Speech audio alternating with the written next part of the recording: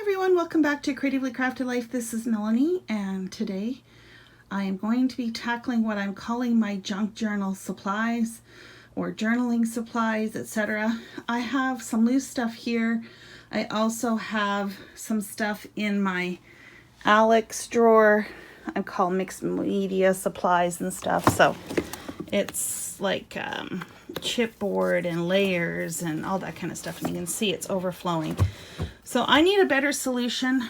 To be honest, I don't really know what I'm going to do, other than the first thing I'm going to do is take an inventory of what I've got here and come up with some sort of categories or groupings, which I will show you what I come up with, and then the next thing will be to tackle where and how I'm going to store it.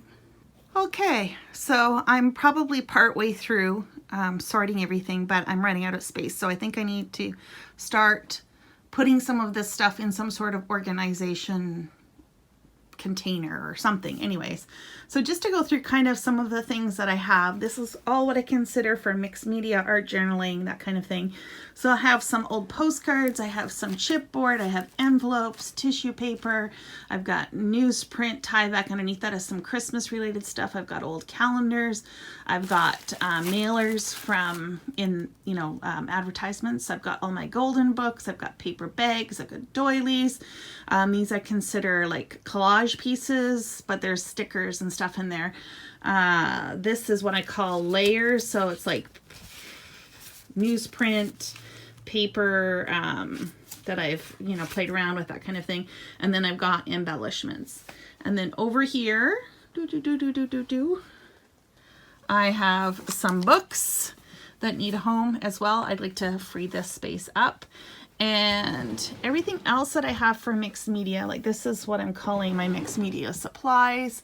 I may move these somewhere else, but this is all tools and usable stuff, consumables. So I think I'm going to leave that.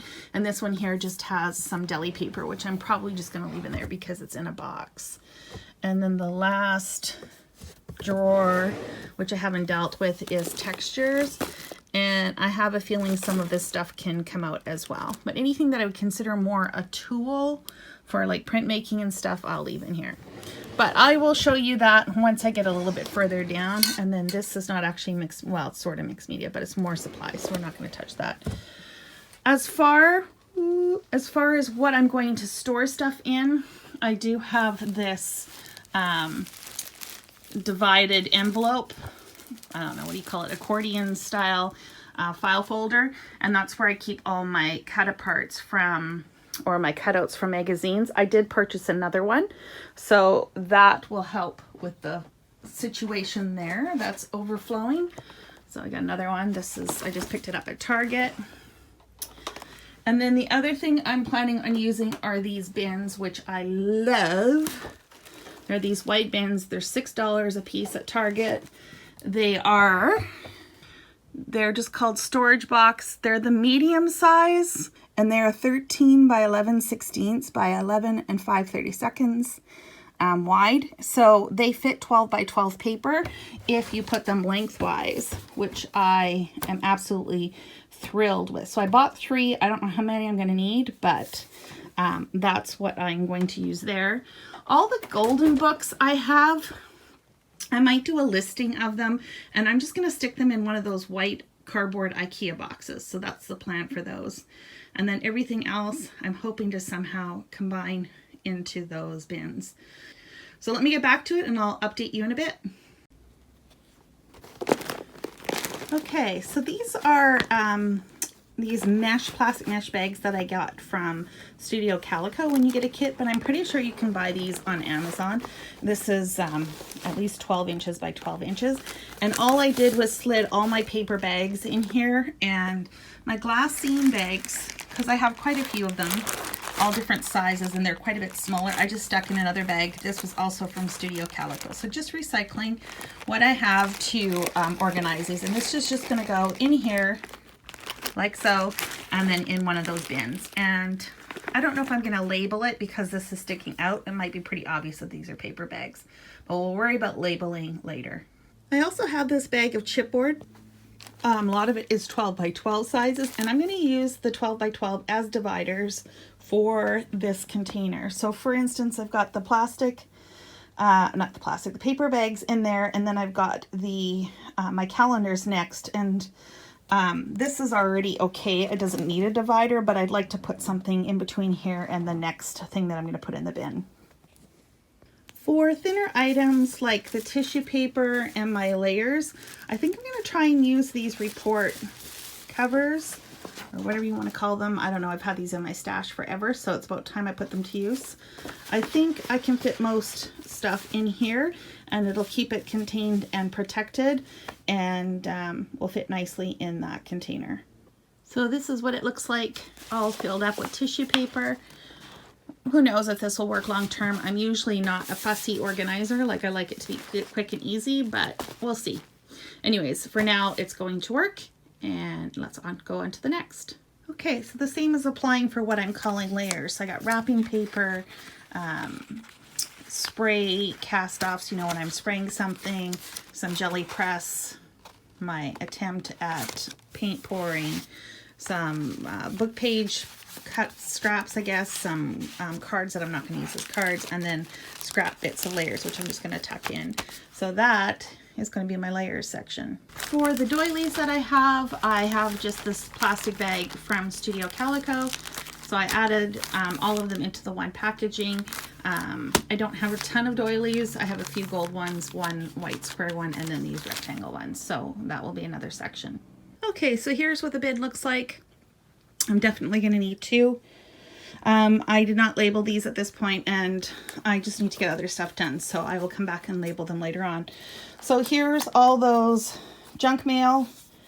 I've got the first divider. There's my doilies, the next divider, and then I have my postcards and my envelopes. This is my layers. And then tissue paper, and I had a roll of Tim Holtz's tissue paper. I'm not taking it off the roll, but it does fit in here, so I'm just going to leave it as is, as well as some Tyvek scraps. There's my calendars.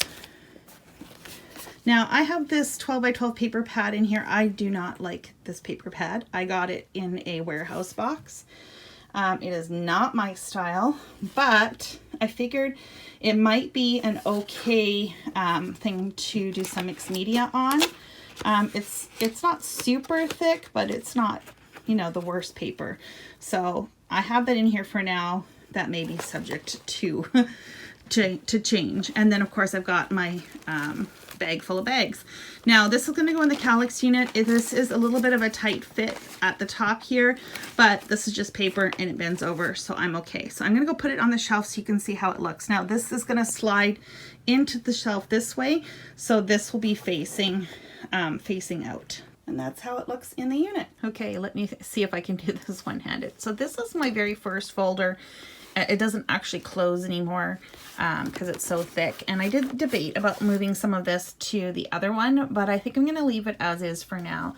And all I have are file folders in here, and then any magazine cutouts, etc., that I think are inspiring, and I've sorted them into categories. So I have, for instance, animals. What's the next one? It's hard to do this at the same time in film. So animals, backgrounds, flowers, maps, objects, other nature, people, signs, story prompts, textures, travel, vehicles, and words. So far those categories all seem to work for me. Yeah, and what I like about this system is I just pull out the folder and I can quickly rifle through whatever's in there and pull out what I need for a journal. So this is journal number one, or this is the file folder number one, and now I'm going to try and condense everything else in the second one. Okay, so this one here, I am just going to make it do for now. I may change my mind on this, but what I have in here are a couple things of stickers that I want to use for journaling, some rub-ons, some plastic layering pieces for, oh no, that's chipboard.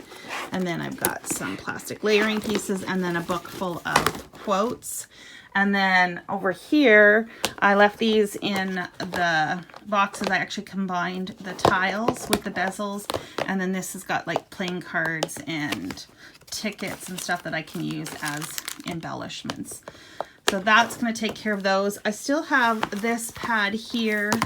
Well, it's not really a pad. I made it into a pad of items from Tim Holtz, and as well as these Project Life cards. And I actually have a box of what I call more vintagey stuff, like for journaling, and I think that's where I'm going to put these. Hopefully they'll still fit. So these here, I'm going to put an elastic band around this one and elastic band around that, and these are just going to slide into the shelf right next to where the other one was. So this is one of those boxes you can get at IKEA. It's just a thick cardboard box, and I have all my golden books in here. I went through my coloring books and pulled out all the pages that I thought I would use. I've got a few ideas for these. They're just coloring books I got from the Dollar Tree, and some cards, some playing cards and stuff, again, for that idea that may be coming in the future. We'll see.